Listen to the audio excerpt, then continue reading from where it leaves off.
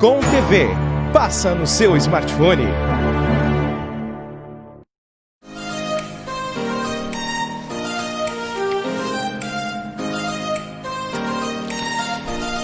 Muito bem, 10 horas 16 minutos, estamos chegando, né? 10 horas e 15, já está mudando para 10 horas e 16, estamos chegando nesta nossa edição de terça-feira da programação do Sabe Caxias by Bitcom. Estamos retornando às atividades depois de um final de semana prolongado, com o feriadão de segunda-feira, ontem dia 7, dia da Independência. A partir de agora estamos então no ar com mais uma edição do Sabe Caxias by Bitcom.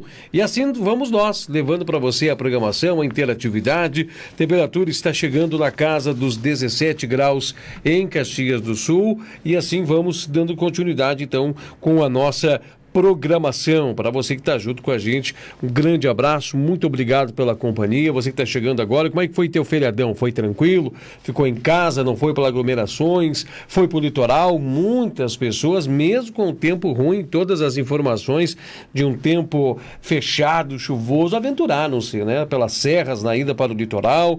Muitas pessoas saíram aqui de Caxias do Sul, muitas pessoas proporcionaram eventos, né? Acho que os que mais reverberou, ou o que mais ficou saliente por causa das informações da macromídia nacional, foi as informações do Rio de Janeiro para as praias lotadas, mas isso não significa que não teve aglomerações em outros pontos do país. Vamos ver os impactos disso nos próximos dias, como tudo isso vai, né, repercutir em números lamentáveis e tristes para a Covid-19. Um outro ponto também é a volta às aulas, né?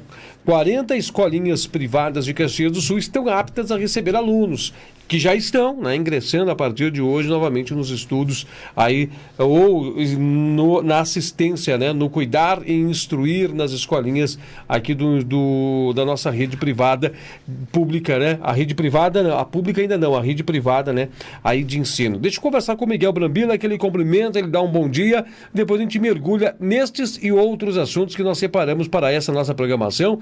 Temos também segmento de entrevistas no segundo bloco, tudo isso para você. Miguel Brambila, bom dia! Bom dia, Edinho Soares! Uma feliz terça-feira para todos nós, terráqueos, não é?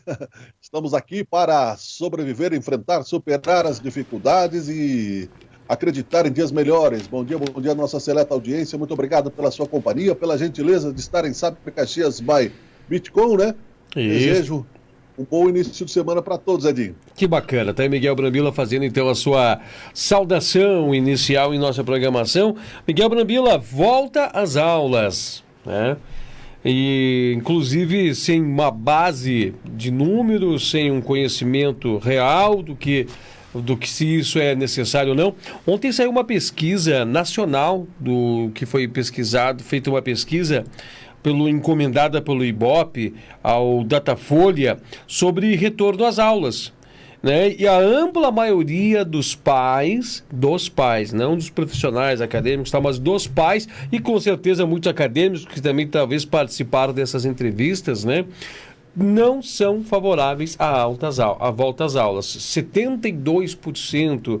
Há um número de 6% que vem como necessidade de voltar às aulas. Nesse número pode estar, então, alguns pais que realmente necessitem de algum lugar para deixar os seus filhos, pode estar algum número expressivo pessoas que são da área acadêmica, área de ensino, pedagógicos, né, pessoas ligadas à pedagogia, pessoas ligadas a áreas, instituições. E, claro, também tem que ver se não está refletido algum fator financeiro nisso tudo. Miguel Brambila, com esses primeiros dados, essas primeiras informações, o que a gente pode trazer de avaliação sobre tudo isso? Eu continuo achando precipitado o retorno. E um laboratório social e científico, porque você veja que no Amazonas, onde o primeiro estado brasileiro que teve um retorno às aulas, já começam aí a surgir casos, né, de recontágio, não, de surtos, né, novos surtos. Recontágio é outra coisa. Ainda creio que as pesquisas, sejam elas quais forem, precisam ser mais bem contextualizadas dentro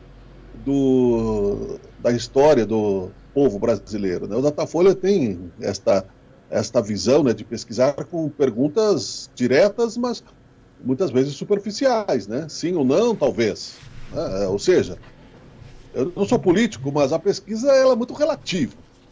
Agora aqui neste programa, eu particularmente sempre trouxe a ideia de que qualquer retorno sem vacina, sem remédio, é precipitado. Então você colocou bem a questão, talvez pais que não tenham onde deixar os filhos, não é? Que particularmente precisaram sofrer aí mudanças para cuidar dos filhos, levam para a escola. Mas talvez isso não reflita totalmente a realidade, não é, Edinho? Aumenta o risco de contágio para pais e professores, é certo. Não importa que os protocolos sejam cuidados até mais, porque mais do que o necessário. Algumas escolas, com mais cuidado, com mais rigor, colocaram tapetes sanitários e várias questões, mas isso na escola pública não vai acontecer. E aí está aberta, né, o abismo que se amplia, né, rachadura, fissura, né, da placa tectônica social que nós vivemos no Brasil. Porém, nós não podemos ficar de eterno de quarentena. Então, na verdade, é um laboratório. Os virologistas acham que o risco é muito grande, inclusive depois no ensino fundamental, nas faculdades, né, você não vai conseguir mapear a origem, a comunidade contaminada e seguir todos os protocolos corretamente. Segundo informações da liderança municipal aqui, do prefeito Flávio Cassina, nós estamos ainda sob controle. Perdemos muito dinheiro com o lockdown, quase, né? As bandeiras vermelhas, né? O próximo passo seria o lockdown. Conseguimos nos estabilizar, porém, há um risco muito grande nisso, Edinho. Eu continuo achando precipitado. E você colocar a precipitação em jogo, no sentido de fazer valer a economia, segue sendo o princípio, né, de uma escala onde o que vale mais, né? O risco do contágio, porque nós analisamos pessoalmente aqui, Edinho, né, familiarmente falando, você tem algum leque, eu vou falar bem rapidamente para poder você também colaborar com esse assunto. Você pode sair e não se contaminar durante toda a pandemia. Então você vai achar no final de tudo isso que realmente foi uma gripezinha. Você pode sair, se contaminar e não ir para o hospital. Então segue achando que é uma gripezinha. Você pode sair, se contaminar e ir para o hospital e não morrer. Você pode sair, se contaminar e ir para o hospital e morrer. Você pode sair, se contaminar e contaminar pessoas da sua família e a mesma coisa em tudo isso. Mas você nunca vai saber se você não se preservou. Então você nunca vai saber a verdade absoluta se é ou não uma gripezinha. Quem se expor ao risco vai ter que pagar o preço da roleta russa, não é, de decifra-me, eu te devoro. Então, na volta às aulas é a mesma coisa. A questão é econômica, a sobrevivência das escolas, etc. Mas com o laboratório social, onde cobaias humanas estão em jogo. Inclusive, algo que gerou contradição, Miguel Brambila, nesse final de semana, e eu percebi houve aqui em Caxias do Sul, houve manifestação de pais pela não volta às aulas, né? Houve um manifesto nesse sentido. Mas eu quero destacar também que as pessoas estavam falando de um ponto muito contraditório nas redes sociais, aproveitando das imagens que mostraram, escancararam para o mundo inteiro, praias lotadas, inclusive teve 8 mortes por afogamentos ali na região de São Paulo, o pessoal foi, aqui no Rio Grande do Sul também foram para o litoral, aí as pessoas entraram no contraditório. Na sala de aula meu filho não pode, mas andar aglomerados nas praias dá? O que está acontecendo? Né? Foi um dos pensamentos que as pessoas não querem. E outro detalhe que eu gostaria que tu refletisse, mas acho que tu já trouxe um ponto, mas se tu puder aprofundar um pouco nisso, parece que, né, a gente tem esse detalhe. As escolas privadas, elas cumprem um grande papel fundamental para a manutenção do déficit de vagas gerados pelo ensino público. Porque o ensino público em Caxias do Sul, das escolinhas infantis aqui, a rede pública, tem um déficit de mais de 7 mil vagas. Então, torna-se, muitas vezes, né, um campo fértil para a instalação de escolas privadas. As escolas privadas fazem um ótimo papel. Agora, se as escolinhas privadas, no entendimento, talvez, do governador tenha sido isso, fecharem, sobrecarregará o lado público. Então, isso tudo vira uma situação difícil de contornar. Miguel Brambila, o que você pode observar sobre esses dois pontos em específico para esse momento? Pois é, o primeiro ponto, com relação às festas, não deve ser o comparativo ao retorno às aulas. Mas qual é o suporte que o poder público está dando para os cidadãos diante de grupos irresponsáveis? Normalmente de jovens, mas não somente de jovens, né? E não somente de pessoas pobres e nas periferias, mas também em lugares privados, particulares. Você pode muito bem ligar na madrugada. Está funcionando a Guarda Municipal? Está funcionando a Brigada Militar nesse sentido? E tem uma experiência nesse sentido. Muitas vezes você liga e eles dizem, não, vamos mandar a viatura, mas estamos noutra ocorrência, e não aparecem. Se aparecem, o cidadão tem que se expor. Isso vale para perturbação do sossego, inclusive, não é?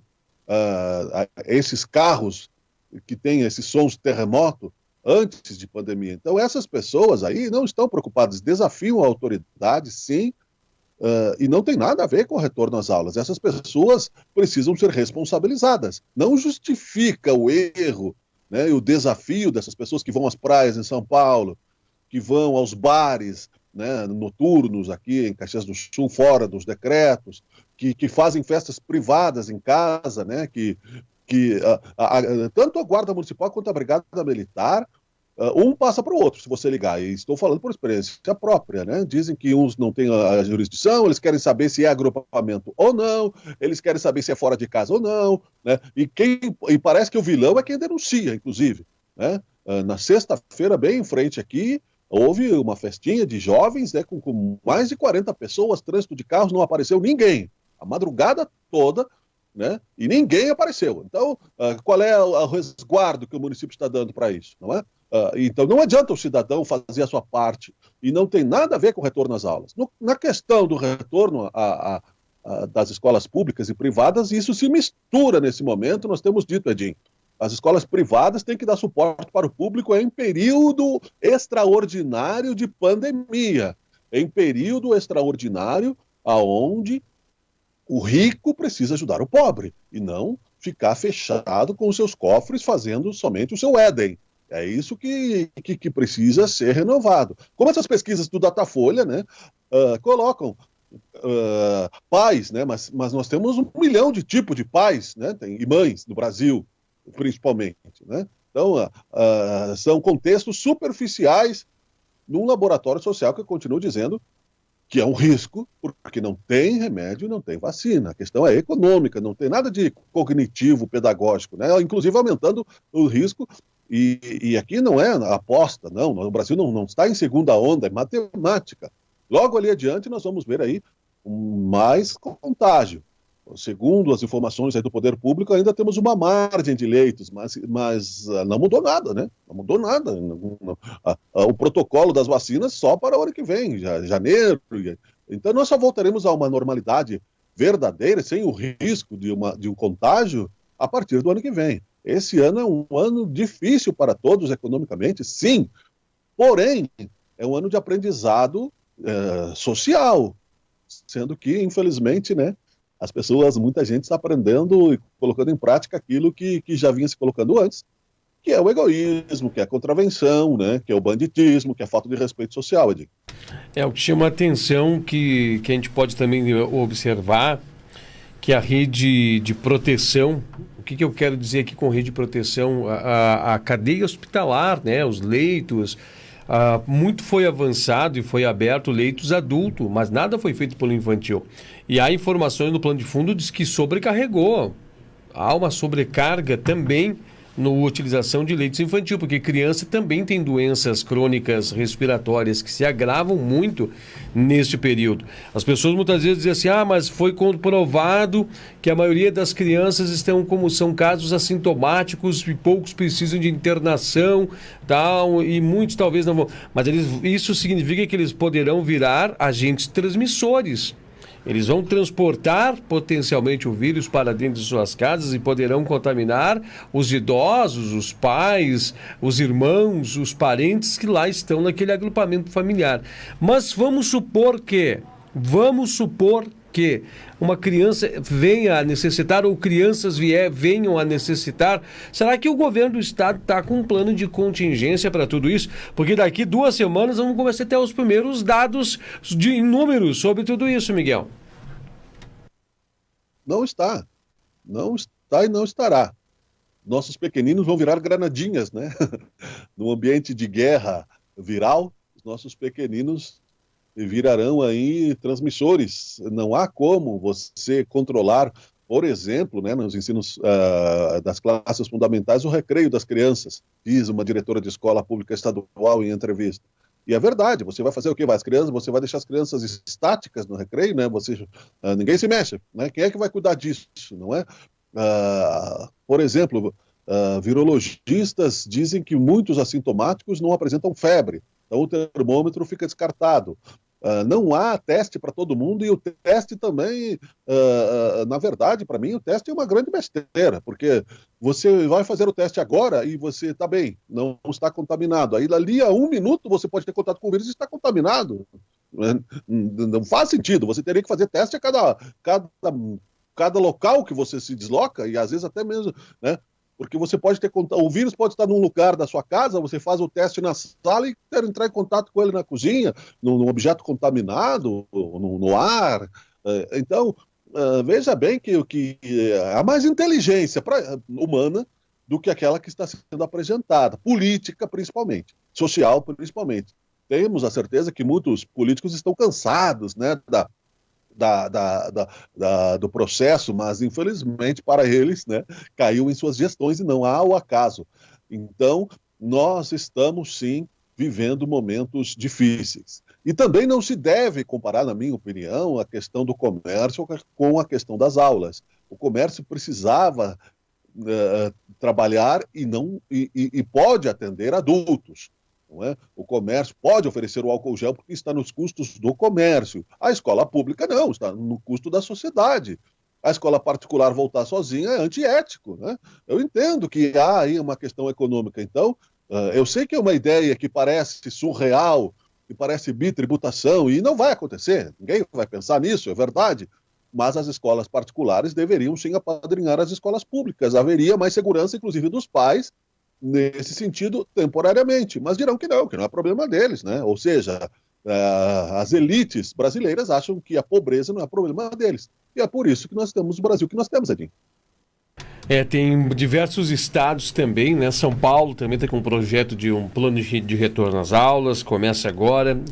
São Paulo está com a modalidade de reforço, ou seja, as crianças viriam um contingente menor para poder buscar alguma forma de reforço, algum contato escolar, mas está sendo, né, de certa forma, conduzido essa questão da escola, né? E nós estamos já...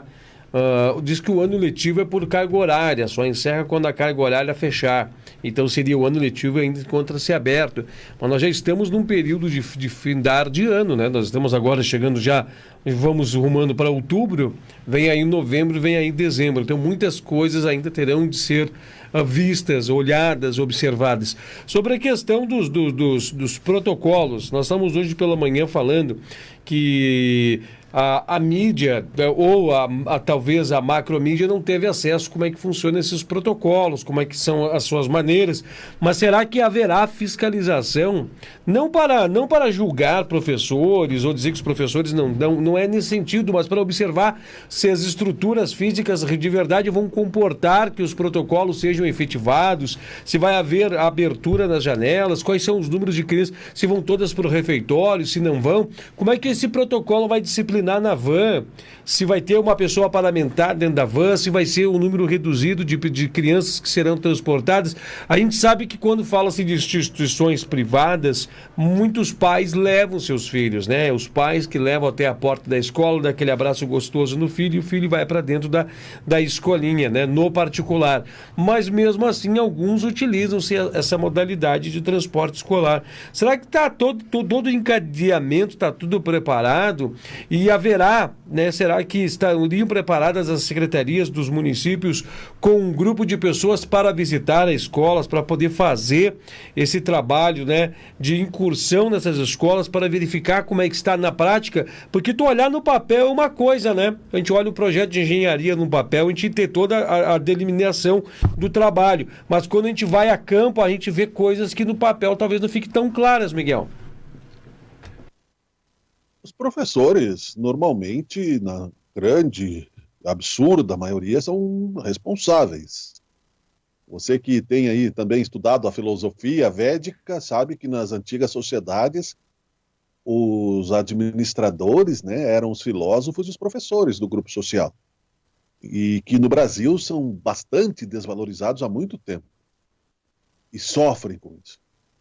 E nesse ponto, Edinho, eu tenho a certeza que em cuidados com eles próprios, com as crianças e com o entorno de si próprios, não haveria problema se tivesse o insumo necessário, a questão material mesmo, a questão do álcool gel, das máscaras, né? Você não pode, e é risco, né? Você não pode, a criança, por exemplo, alérgica, não pode tomar determinados comprimidos para dor.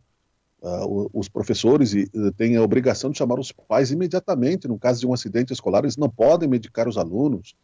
E, portanto, né, eu acredito, Edinho, que se for precipitado o retorno às aulas, da forma como o nosso CEPERS trabalha aqui no Rio Grande do Sul, é bem possível que uma greve de professores aconteça. Porque há aí um posicionamento bastante vigoroso no sentido de não retornar às aulas. Outubro, novembro, dezembro, acabou o ano. Janeiro e fevereiro, né? As férias são para quem tem condições econômicas. A boa parte da escola pública tem, mas não são todos, não é? Você não coloca o seu filho numa escola pública simplesmente por filosofia. Você coloca na escola pública por necessidade econômica, mesmo que você tenha aí, né, condições econômicas para outras questões, ou tem outras prioridades, habitação, né, profissionais e etc. Né? Então, o objetivo de muita gente é colocar os filhos na escola pública e complementar a sua educação, porque não passa, né, não é menos do que R$ 1.000 uma escola particular por mês, por 12 meses por ano, inclusive janeiro e fevereiro. Né? E fora outras questões, né, e, portanto, é uma diferença social. Nós não queremos criar aqui, né, uma síndrome, né, de Robin Hood, de divisão social. Não se trata disso, se trata de pandemia, se trata de respeito, né, ao menos necessitado. E por isso que ao mais necessitado, melhor dizendo, não podemos comparar a volta às aulas com esse desrespeito dessas festas que essas pessoas que são delinquentes fazem, né, e que depois vão ocupar o leito de hospitais de que pessoas que estão se cuidando ou não vão nem se contaminar, né, normalmente, né, estão aí resguardados por irresponsáveis mesmo. Enfim, é preciso ter a certeza de que não temos ainda a resposta exata. Estamos passando por um teste social. Logo ali na frente nós vamos ver o que vai acontecer. Eu não gostaria de me contaminar, isso é certo, né? Não gostaria de ter um filho, não importa a idade que seja, um parente, no hospital contaminado com esse vírus. É uma roleta russa, sim. Não se trata de sensacionalismo. Morreram 127 mil brasileiros até agora e o presidente fez um pronunciamento ontem, nem citou a pandemia, citou o golpe militar, né? Disse que é um presidente democrata, né? E etc., né? Mas na verdade, né, uma democracia disfarçada, né, de militarismo, onde a maioria tanto que o ministro da Saúde é um general, não é? Que colocou um veterinário, inclusive, para cuidar das questões aí da vacinação futura quando estivermos no Brasil. Quer dizer, o povo é gado, então, é isso que pensa o presidente. Pronunciamento totalmente fora da realidade e não citou 127 mil mortos como, né, não fosse nada. Então, o que você vai esperar de um Brasil como esse, né? Muita gente acha, né, que tem que voltar, que confia, né? Depois chorar o leite derramado ou o parente morto, né? Não adianta ficar fazendo vídeo, eu era assim, né, e agora me converti. Aí vai ser tarde demais, né? Ok, 10 horas e 40 minutos, esse é o nosso Sabe Caxias by Bitcoin, edição da terça-feira. Alguns estão achando que é quarta, outros estão achando que é segunda-feira, né? Eu hoje pela manhã cheguei aqui surpreso, ainda colhi pro meu colega e falei assim, é terça ou quarta? É terça. Não, achei que fosse quarta. E ele assim, pois é, eu achava que era segunda. Então, o pessoal tá meio perdido depois da volta desse feriadão, que teve bastante chuva, instabilidades, um convite para todo mundo ficar onde? Em casa, na proteção do seu lar. Miguel Brambila, nós vamos agora no intervalo comercial e nós temos uma surpresa para o segundo bloco, né? Traga aí uma resenha, né, do que será apresentado no nosso segundo bloco. Legal, meu caro Edinho Soares. Manuel Valente, né, lançou um livro, é um jurista oriundo do Maranhão, estabelecido em Caxias do Sul, que tem a concessão do segundo tabelionato aqui de registro de imóveis em Caxias do Sul, e lançou um livro muito interessante na área do direito, é professor da UFRGS também, é um jovem, sim, com bastante capacidade intelectual, falando sobre a importância, inclusive, desta questão da propriedade, dos cuidados que se deve ter, mas também lançou um livro, né, para quem quer que se interesse por esta questão do registro de imóveis, e eu o entrevistei e trago, né, esta grata entrevista aí com o Manuel Valente aqui para o Sabe Caxias by Bitcoin, logo após o comercial, jurista e altamente culto, Edinho Soares. Bacana, vamos aos comerciais e na sequência vocês ficam com essa entrevista, então. Nós da Mecânica São Eloy também estamos com saudades de viajar. O prazer de pegar a estrada, ver as paisagens, encontrar os amigos e parentes, hospedarmos em hotéis. Nós da Mecânica São Eloy também estamos com saudades do vento no rosto, do movimento do horizonte, da companhia da família num passeio pelas estradas. Por isso mesmo seguimos nos aprimorando nos protocolos de segurança para este tempo passageiro. Ainda temos que nos movimentar pelo trabalho, garantir a segurança mecânica de nossos veículos, fazer a manutenção necessária para o dia a dia, na expectativa dos melhores dias. A Mecânica São Eloy confia em dias melhores. Mecânica São Eloy, trabalhamos pela sua segurança. Traga seu carro para nós. Estamos na Rua Olavo Bilac, 590, bairro Rio Branco. Fone 32 21 28 68. Acesse nossa página no Facebook. Mecânica São Eloy, confiança não tem preço.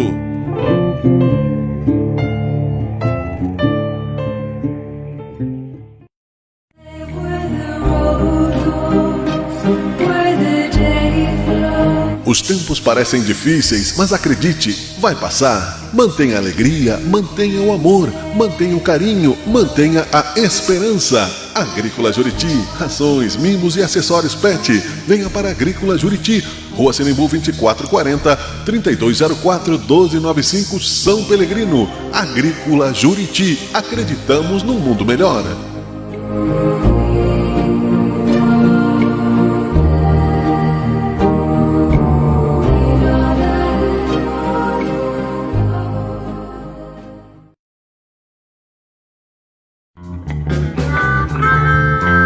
Existem 1000 maneiras de você superar este momento de pandemia. Paciência, coragem, fé, confiança, criatividade. Existem 1000 maneiras de passar o tempo na sua quarentena. Muitas delas com sabor de queijo. Supere-se neste momento buscando as melhores receitas. A criatividade é sua. O queijo fazemos questão de apresentar. Casa do Queijo Rio Branco. Os bons sabores se juntam aos bons momentos. Avenida Rio Branco 1173, bairro Rio Branco. Venha nos visitar.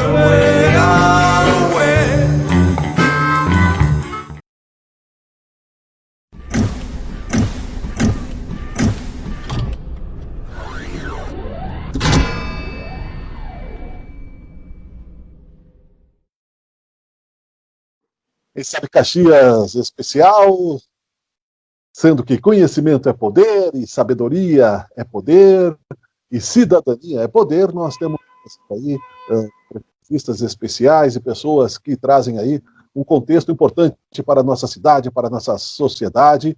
E hoje temos o prazer de conversar com o jurista Manuel Valente Figueiredo Neto, que está aí em Caxias do Sul já há algum tempo, não é? Ele que tem especialidades importantes aqui, eu vou usar aqui o apoio do celular para comentar um pouquinho sobre ele, mas quem vai falar sobre ele próprio é ele. Eles estão lançando um livro chamado, um livro aberto, inclusive, né, que vai ser atualizado, não é? Ele está lançando, deixa eu achar aqui, Valente, oficial do segundo da Zona Imobiliária de Caxias do Sul, né, o livro Registro de Imóveis Brasileiro, que foi lançado no dia 20 de agosto, né, com tiragem inicial de 10 mil exemplares, editado pela IK Editora de São Paulo. A obra surgiu de anotações dos autores em parceria, né, com Vitor Frederico Kumpel. Bom, nós vamos falar sobre isso, né, o livro sobre registro imobiliário tem muita importância, apesar de nós não termos a certeza disso. Quem vai falar sobre isso é ele, óbvio, né? Manuel Valente Figueiredo, tudo bem, meu querido menino prodígio, eu diria, não é? Olha aí. Tudo bom, meu querido? Que satisfação grande estar aqui no seu programa. Muito obrigado pelo convite. É uma honra estar aqui. Conheço várias pessoas que assistem e vamos lá, falar um pouco sobre o registro de imóveis brasileiro e essa obra que eu lancei recentemente com o professor Vitor Kimpel, lá de São Paulo, que é juiz titular do Tribunal de São Paulo, e o mais importante para mim foi meu professor da área, foi meu primeiro grande professor de registro de imóveis, então eu anotei tudo que ele falou nas aulas, passei realmente 3 anos estudando com ele, 2009, 2010, 2011, 12, dá 4 anos porque tem uma quebradinha aí. E foram momentos de conhecimento, não só técnico, como humano, porque ele realmente é uma pessoa conhecida pela sua integridade, pela sua competência, e eu fui amadurecendo. A cada concurso que eu ia fazendo, a cada leitura, eu ia evoluindo nos institutos, até porque o direito trabalha muito com memória. Então, nós juristas temos que estar diariamente lendo as leis, lendo manuais, lendo livros técnicos e, a partir do momento que vamos nos aprofundando, lendo também grandes textos científicos, grandes embates específicos para a área. Então, eu cheguei num produto textual que eu não conseguia evoluir, eu não conseguia alcançar até uma simplicidade como uma sofisticação. Eu gosto do Leonardo da Vinci, que ele fala aquela frase que é bem impactante: a simplicidade é o último grau da sofisticação. E a simplicidade, você sabe melhor do que eu, porque é aclamado em Caxias do Sul como um grande jornalista, a simplicidade ela não é um trabalho fácil. Muitas vezes ela cobra até amadurecimento. E eu não conseguia evoluir na produção. Então eu disse, eu vou deixar a vergonha de lado e vou, sabendo que eu posso levar um não, porque é uma pessoa que é uma autoridade na área muito forte. E eu sou jovem, eu sei, e muita coisa ainda vai acontecer, muita água vai rolar, mas eu disse, vou mandar para ele este produto que eu tenho e vou pedir para ele se ele pode concluir ideias, se ele pode melhorar, se ele pode refazer e realmente fazer uma obra a 4 mãos, num processo de coautoria, num processo de embates, de tese, de antítese, de sínteses. Então é uma obra simples, porque ela traz muita síntese jurídica sobre o registro de imóveis brasileiro. E síntese se perfaz muito por conceitos. Então, ele aceitou o meu convite. Tivemos os momentos cruéis, como todo autor e coautor, que eu disse, não concordo, então vamos parar, e que ele disse também, não concordo, então vamos parar. Só que, tanto eu como o professor Kimpel, nós começamos as nossas carreiras como professores. E eu acredito que o ato de ser professor é um ato que não só ensina, como também aprende. Então a gente viu, a gente percebeu que poderia ser construído algo mais forte, que nós poderíamos contribuir para várias pessoas, para lerem, para se inteirarem do assunto. Então nós decidimos publicar a obra e está sendo esse sucesso e eu estou muito feliz porque Aham. Caxias do Sul abraçou a obra e realmente é a obra do registrador de imóveis de Caxias do Sul, junto com o juiz de São Paulo. Então eu estou bem feliz com o sucesso da obra, não por quantidades, não por convites, mas porque eu acredito que ela pode sim ajudar as pessoas a entenderem mais um assunto tão presente em todas as nossas vidas. Sim. Eu gostei que tu citas Leonardo da Vinci, sou fã também, coincidentemente, o nome do meu filho é Leonardo, em Olha, homenagem a Leonardo da Vinci, que é que a sua coisa brilhante boa. inteligência, né? Jovem, não é? É, E a sofisticação, sim, exige maturidade, Manuela, com certeza. Nós precisamos avançar nessa questão de popularizar o conhecimento no Brasil, na formação de uma cidadania. Agradeço a tua generosidade também, né? No sentido de que nós estamos aí para construir a sociedade. Nessa questão do registro de imóveis, tem um histórico cultural que, lendo aqui o release, muita gente não compreende na questão do patrimonialismo, da proteção da sociedade. Eu gostaria que tu explicasse para o leigo mais ou menos do que trata essa questão, justamente para que a gente possa chegar ao objetivo do livro, que é justamente esse, e tem uma outra característica também, como percebo, que ele é um livro aberto, né? Quase como uma Wikipédia, né? Ele vai se atualizando conforme. Isso também é uma novidade, não é? Para que ele não fique parado naquela questão de que a letra mata, o espírito que torna vivo, não é? sim, com certeza, e um desafio. Olha, primeiro que o registro de imóveis no Brasil, ele revela muito de todos nós brasileiros. Por quê? Porque a gente veio para o Brasil se tornou Brasil num sistema monárquico, num sistema imperial. Então, se a gente imagina leis, decretos, de quando ainda vigorava o império, nós depois tivemos um Estado democrático de direito.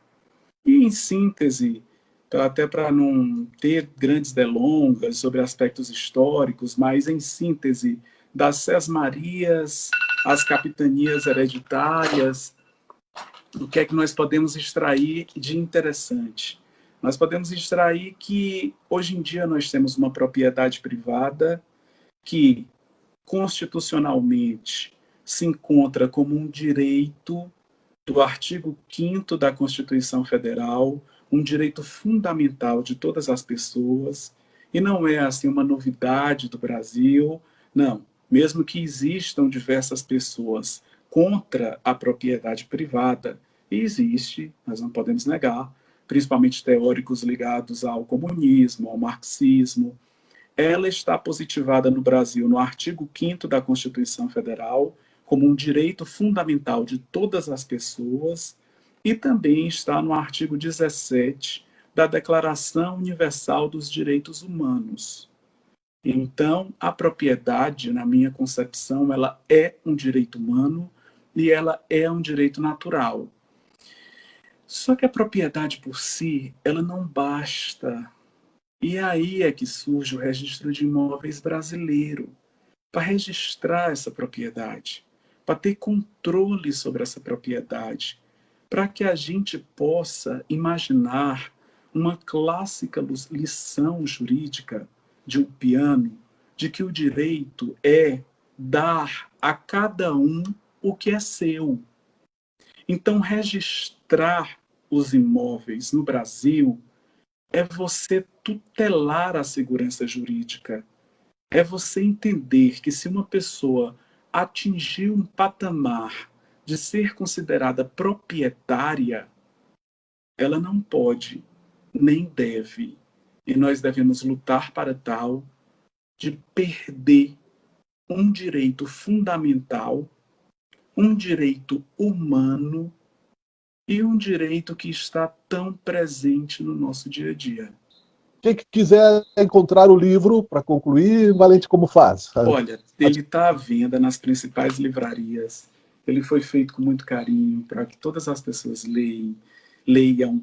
E o site da editora é o lugar mais confiável e mais seguro para comprar, porque nós estamos numa pandemia.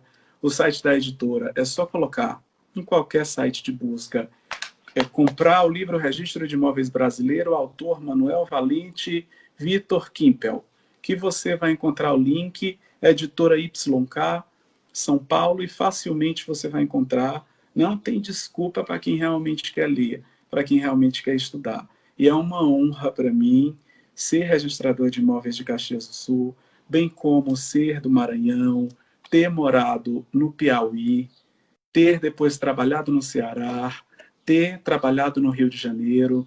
É uma satisfação muito grande hoje estar aqui com essa entrevista maravilhosa contigo, que é um profissional que eu admiro e sei de toda a competência e ética. Obrigado novamente. Voltaremos a conversar, meu querido. Foi um prazer. Temos que voltar. Grande abraço. Bom dia. Sabe Caxias, entrevista.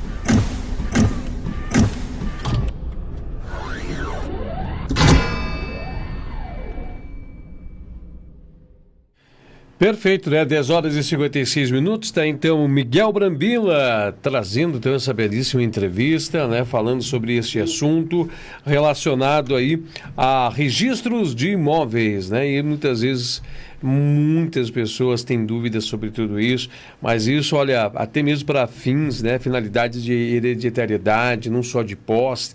Tem muitas questões aí. Miguel Brambila, mais uma belíssima entrevista concluída, meu irmão. É verdade, né? Muita cultura, né, Edinho? E é importante, sim, ter essa compreensão. Manuel Valente. Perfeito, Miguel Brambila, 10h57, já estamos encaminhando a nossa programação para o final. Os últimos recados. Precisamos nos manter firmes, Edinho. A questão econômica vai precisar de ajustes. Você citou aí, né, a questão da variação de preços, né, numa das maiores safras do Brasil, da história do Brasil, nós estamos pagando mais caro por grãos, né? Então você veja que é uma questão de despreocupação, né? Se comemorou, em tempos de pandemia, a maior safra da história de grãos do Brasil. A agricultura foi o que salvou o Brasil, e o brasileiro vai pagar a comida mais cara. E aí você acredita que está protegido pelos governos, não é? Não estamos, né? Estamos à mercê aí de falta de planejamento econômico coletivo. E esse é um assunto interessante também, né? Não adianta ficar culpando os outros. Governos devem se proteger. Teve um tempo nos Estados Unidos, quando houve a necessidade de um grande crescimento, que a nova política econômica, o New Deal, que eles chamavam, era América para os americanos. Fizeram aí um grande protecionismo para o mercado interno dos Estados Unidos, se transformaram na maior potência mundial, né? Agora estão brigando com a China, isso também está refletindo nos preços, né? A China e Estados Unidos aí se conflituando ainda, né, nas alopragens de Donald Trump, que não vai se reeleger, e logo depois das eleições americanas, né, esta nova Guerra Fria vai acabar mudando novamente. Mas são questões importantes, necessárias, que devemos entender, mas que aqui na ponta da sociedade, nós como cidadãos não temos como influenciar, a não ser no nosso microcosmos, como dizia o filósofo Sócrates, não é? Na sua casa, no seu interior, na sua comunidade, aí sim, aí nós podemos mudar na família, podemos mudar no bairro, podemos mudar na sociedade, sem alienação, mas com coragem. Decifra-me, eu te devoro, este vírus que foi colocado para a humanidade, em contraponto a uma guerra mundial que não vai existir, felizmente, né, devido aí a mudança de foco, né, que o coronavírus trouxe, tirando, né, as tensões de uma guerra nuclear. Veremos o que somos como seres humanos logo ali adiante, né? Sejamos mais positivos. Agora, uma questão que é preciso colocar, que é religiosa, né? Sem Deus, meu amigo, não somos nada, né? Muitos cristãos de fé superficial já estão pulando fora do barco, inclusive, né? Seja de que religião for. Sem Deus, o materialismo já mostrou que é fracassado. A morte de qualquer um de nós virá.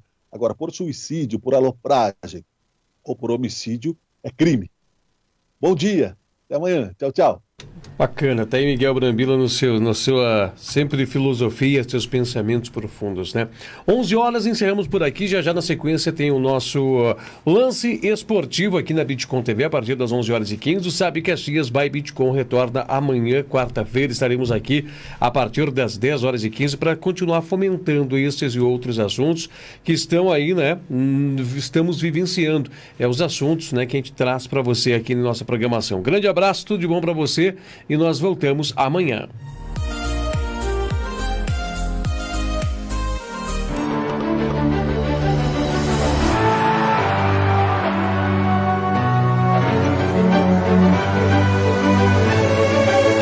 Bitcom TV. Passa no seu smartphone.